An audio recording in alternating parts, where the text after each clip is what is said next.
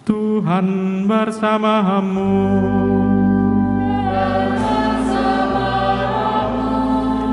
Inilah Injil suci menurut Santo Matius.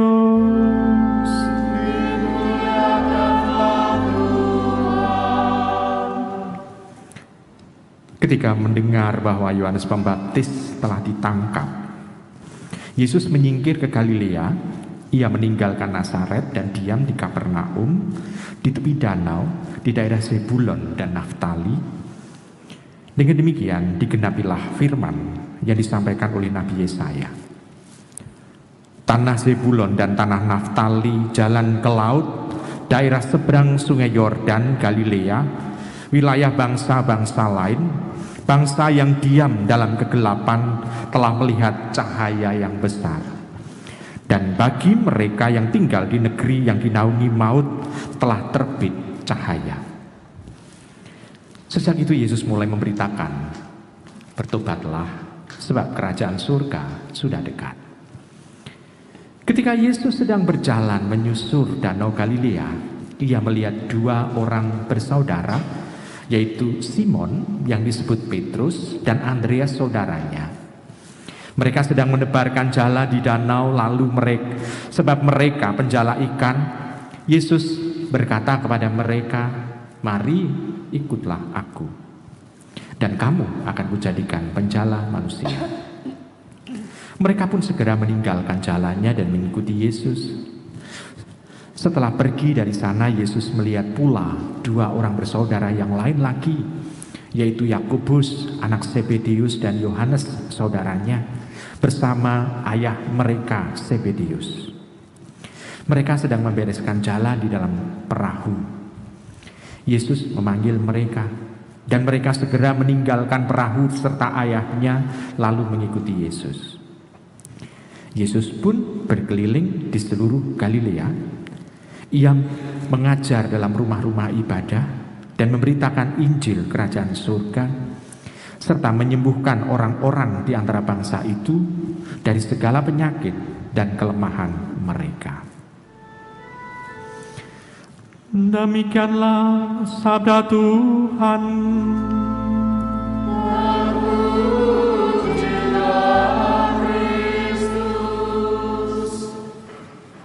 Ibu, Bapak, saudari-saudara yang terkasih dalam Kristus Tuhan. Sebetulnya ada dua pesan dalam bacaan Injil ini, pesan besarnya. Yang pertama adalah Yesus memulai karya. Yang kedua soal panggilan murid-murid yang pertama dari Tuhan. Jadi ada dua.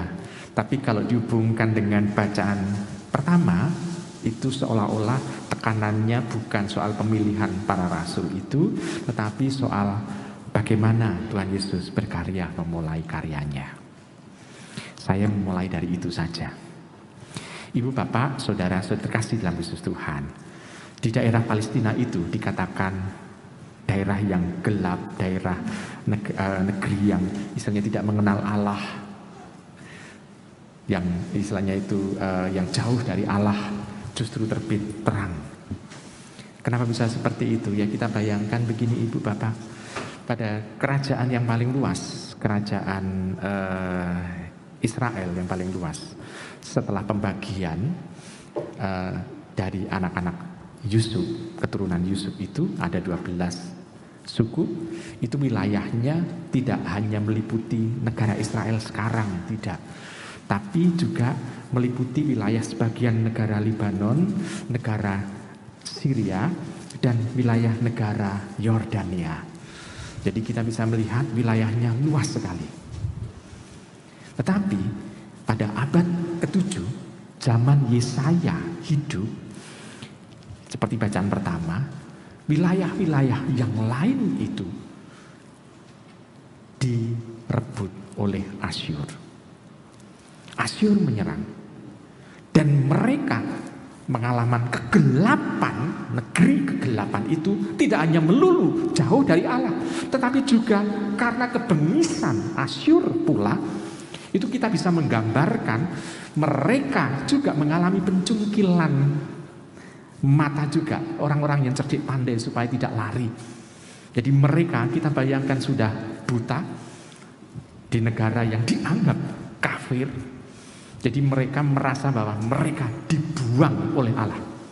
Sehingga kegelapan itu sungguh-sungguh meliputi banyak hal. Ini wilayah yang ada. Nah, justru Tuhan Yesus 700 tahun kemudian setelah mereka mengalami pembuangan itu, Tuhan Yesus mulai berkarya di daerah sana. Maka sebetulnya nubuat yang diungkapkan oleh Yesaya ini dipenuhi dengan karya Tuhan. Jadi nubuat yang diwartakan oleh Yesaya 700 tahun sebelumnya digenapi oleh kehadiran Tuhan yang memulai karyanya di daerah Zebulon dan Naftali, daerah kegelapan itu. Dia meninggalkan Nazaret menuju ke Kafarnaum, sehingga kota Yesus itu disebut dengan Kafarnaum, bukan Nazaret. Jadi kalau orang mengenal, oh kota Yesus itu di mana? Kafarnaum. Sampai sekarang itu Kafarnaum itu situsnya dikenal dengan situs kota Tuhan. Saya mengatakan situsnya karena kota Kafarnaum sudah hancur.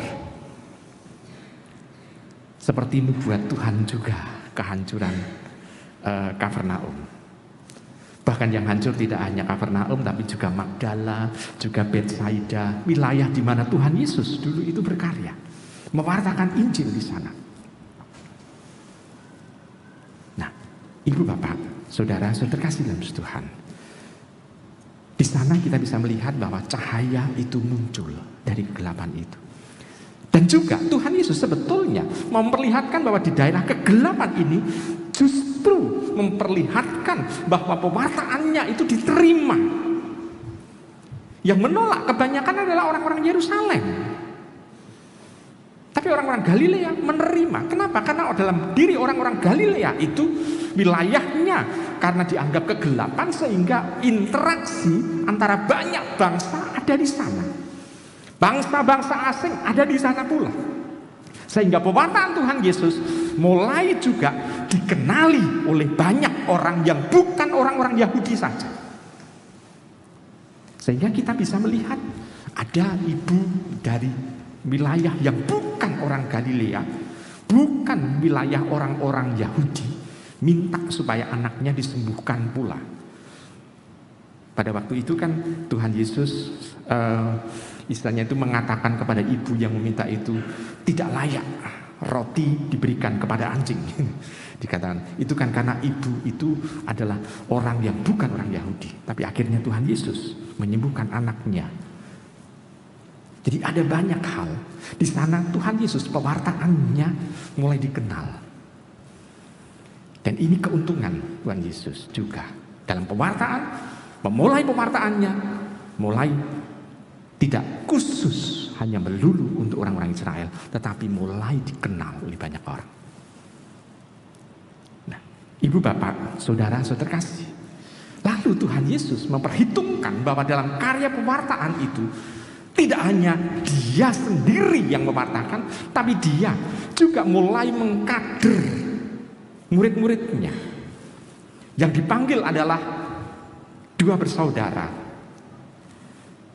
Petrus, Andreas, dan Yakobus, Yohanes. 4 rasul yang selalu disebut sebagai urutan-urutan pertama. Urutan pertama sampai ke-4 selalu sebutannya adalah itu. 4 orang itu. Dan di sana mau diungkapkan bahwa yang dipilih adalah nelayan karena pertama mereka mapan. Mapan bukan soal materi pertama-tama, tetapi juga mapan soal pekerjaan. Keberaniannya ada. Kenapa? Karena kalau petani itu kan mencangkul, tidak ada tantangan soal alam. Tetapi kalau nelayan, pada saat dia itu mencari ikan, bisa saja ada badai. Berarti orang itu berani mati juga. Dan itu yang dipilih oleh Tuhan Yesus. Dan akhirnya memang mereka menjadi orang-orang pilihan, rasul-rasul pilihan juga. Ya. Ibu Bapak, Saudara terkasih, maka Tuhan Yesus itu memulai karyanya. Itu seolah-olah Tuhan Yesus tahu geopolitiknya. Tuhan Yesus seolah-olah tahu dari mana dia itu mulai berkarya. Baik, ini kitab sucinya. Sekarang pesannya untuk kita apa? Itu kan tadi sekedar pengetahuan kitab sucinya. Sekarang untuk kita pesannya apa? Ibu, bapak, saudara terkasih, pesannya jelas bahwa kita bukan orang Yahudi, tetapi kita mengenal Tuhan. Berarti cahaya dari kegelapan itu mulai tampak. Dalam kegelapan kita mulai bisa melihat ada cahaya terang yang menuntun kita menuju kepada kebenaran sejati. Tidak hanya kebenaran soal ini benar atau tidak, tetapi menuju kepada kebenaran sejati sambil kita juga berjalan di dalam kebenaran itu. Kita yang hidup di daerah, kita bisa melihat bahwa kita tidak mau mengatakan bahwa kita minoritas atau segala macam, enggak. Tapi kita mau melihat bahwa banyak orang yang menyalahgunakan hidup ini hanya mencari kebenaran sendiri. Tetapi justru kita bisa melihat bahwa dalam kita mencari kebenaran itu, kita menemukan ada Tuhan. Berarti kita bisa diperlihatkan bahwa Tuhan juga berkarya di sini, dalam daerah wilayah kegelapan itu. Tetapi kita juga bisa melihat bahwa di dalam kita melakukan karya-karya Tuhan, karena Tuhan juga memanggil kita, tidak hanya melulu memilih kita untuk mengikuti masuk dalam kebenaran itu, tetapi juga menggunakan kita untuk berkarya. Tuhan menggunakan kita di dalam kita hidup mewartakan itu, sungguh-sungguh supaya kehadiran Tuhan bisa dikenali oleh banyak orang. Melalui kehidupan kita juga dipanggil. Nah, sekarang pertanyaannya, apakah dalam kehidupan kita ini kita membiarkan diri untuk melakukan apa yang disabdakan oleh Tuhan? Atau justru dalam kehidupan kita seringkali memerintah Tuhan? Apakah kita seringkali memerintah Tuhan? Iya. Buktinya mana, Romo? Baik. Ibu bapak seringkali berdoa makan enggak kalau doa makan? Kalau makan seringkali berdoa enggak? Apa yang didoakan? Bersyukur karena makanan. Betul? Bersyukur karena orang-orang yang menyediakannya. Betul? Kalau ada orang yang kekurangan makan, Anda berdoanya gimana? Tuhan, kenyangkanlah mereka, orang yang sedang mencari makanan. Betul? Anda menyuruh Tuhan kan? Harusnya yang ngasih makan siapa? Halo? Untuk orang-orang yang kelaparan, siapa yang harusnya ngasih makan? Kita kan? Tapi kita dengan doa makan itu kita merintah Tuhan. Bener tak? Bener tak? Kita seringkali justru merintah Tuhan. Padahal kalau kita membiarkan Tuhan itu berkarya dalam diri kita, ya kita inilah yang nantinya setelah kita kenyang, kita juga bisa memberi makan kepada banyak orang. Bukankah begitu? Bukan kita malah merintah Tuhan. Merintah Tuhan yang lain adalah contohnya ada banyak. Coba Anda bayangkan kalau Anda itu merintah Tuhan itu seolah-olah adalah kita menjadi pengemis di perempatan jalan.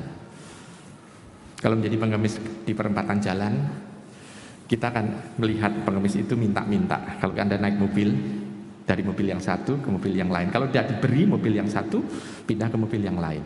Terus pindah ke mobil yang lain lagi. Ada orang yang merasa bahwa hidupnya seperti itu. Dia beragama Katolik. Dia minta kepada Tuhan, tidak diberi, maka dia ganti ke kendaraan lain, pindah agama. Di sana juga dia tidak diberi oleh Tuhan, pindah agama lain lagi. Tidak diberi oleh Tuhan, pindah agama lain lagi. Jadi pindah-pindah agama karena tujuannya adalah untuk apa? Mendapatkan sesuatu dari Tuhan. Ini kan yang ada. Jadi kita bisa melihat itu. Nah, ibu bapak, saudara terkasih dalam Tuhan. Maka di sana kalau kita menemukan terang di dalam hati kita ini, Kita sebetulnya dituntun oleh terang itu supaya kita bisa melakukan sesuai dengan apa yang dikehendaki Tuhan, sehingga nantinya insya Allah pada saat kita mati kita mengalami penyempurnaan itu, yaitu terang sejati itu tidak hanya ada dalam hati kita, tapi di dalam hidup kita bersama dengan Allah. Nah, Ibu Bapak, saudara yang terkasih, maka di sana pesan Tuhan jelas, bertobatlah, kerajaan Allah sudah dekat. Bertobatlah artinya kita mengubah hidup kita, menyesuaikan hidup kita ini sesuai dengan kehendak Allah sendiri. Ini kan wujud pertobatan. Jadi wujud pertobatan adalah itu, menyesuaikan diri kita ini supaya kita channel dengan Tuhan. Ibu bapak saudara terkasih dalam Tuhan, kalau channel dengan Tuhan artinya yang berubah adalah diri kita, seolah-olah di udara yang tidak kelihatan ini ada gelombang radio dan kita jadi radionya. Kita mencoba untuk menyetel sesuai dengan frekuensi dari Allah itu sendiri, sehingga kita bisa menangkap firman-Nya dan bisa meneruskan firman itu kepada yang lain. Nah sekarang kalau dengan perumpamaan radio itu, seumpama Anda punya radio sebesar meja altar itu,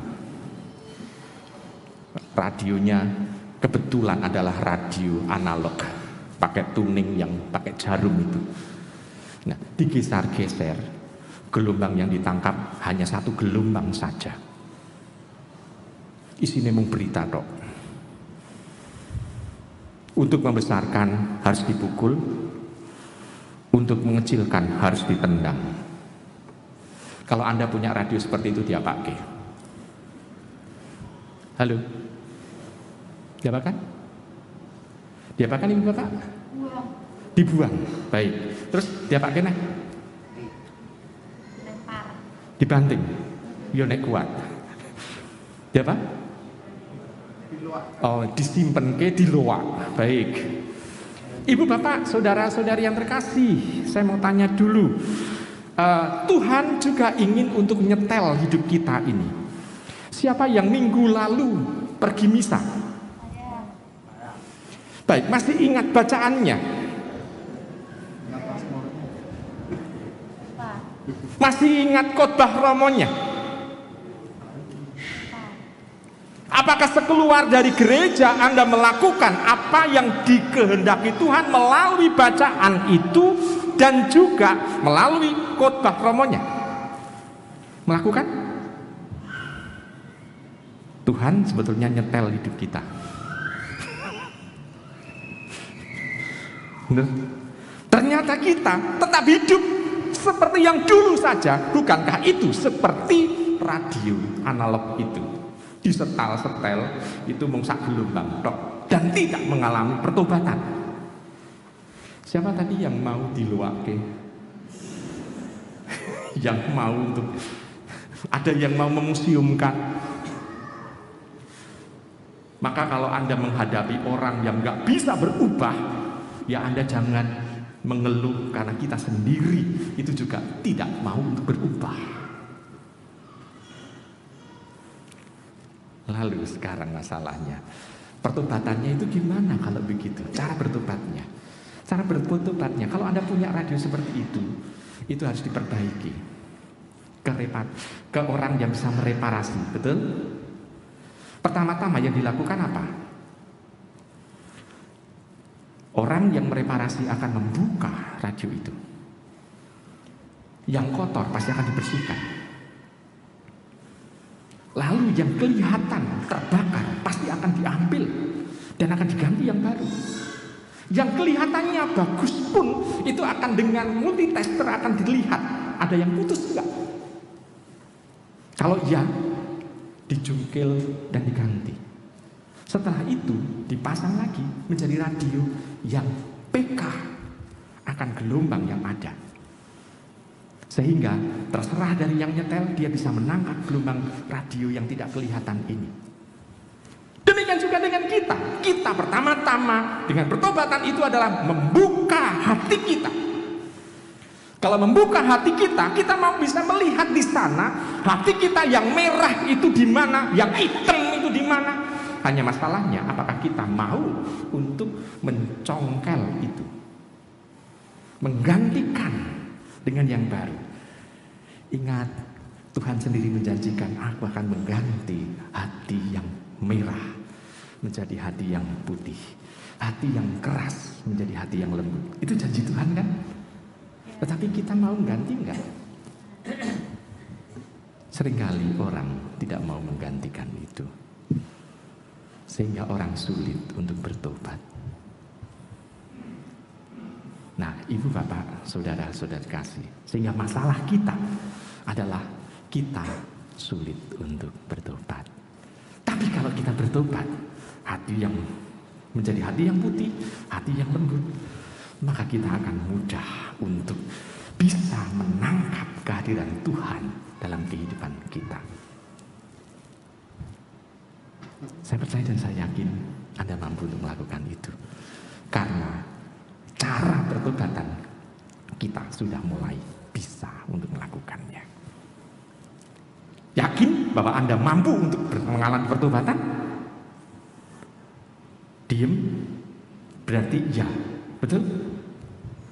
Iya, saya sengaja untuk jawab kata ya, itu berarti kan mengalami pertobatan, betul? Yakin?